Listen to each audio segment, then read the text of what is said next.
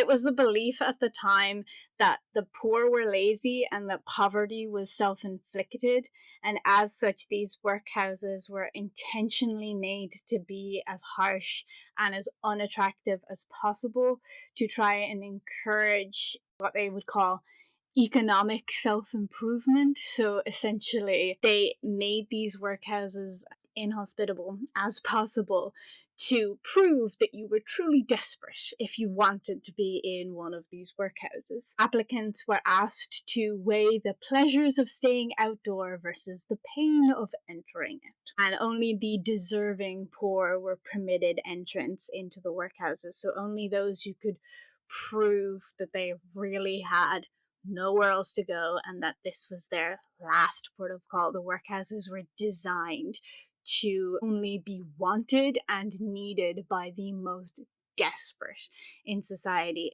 They often took the elderly, the infirm, or the disabled, so those who truly had nowhere else to turn but these workhouses.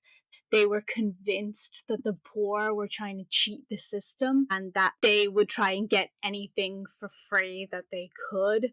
And so they made it increasingly difficult for people to get aid because they were convinced people were trying to cheat aid out of them. Despite the fact that they've made these workhouses literally like the worst option available to people, they were still convinced people were trying to cheat them into getting places in the workhouses as well. I feel like every time I read into workhouses and just people's thoughts of the poor in general, I can see such a disconnect between people in power and the poor when they talk about like them cheating supplies and cheating food and like trying to con the system essentially. I'm like, you truly do not understand the desperation of people and how much they did not want to be in these workhouses.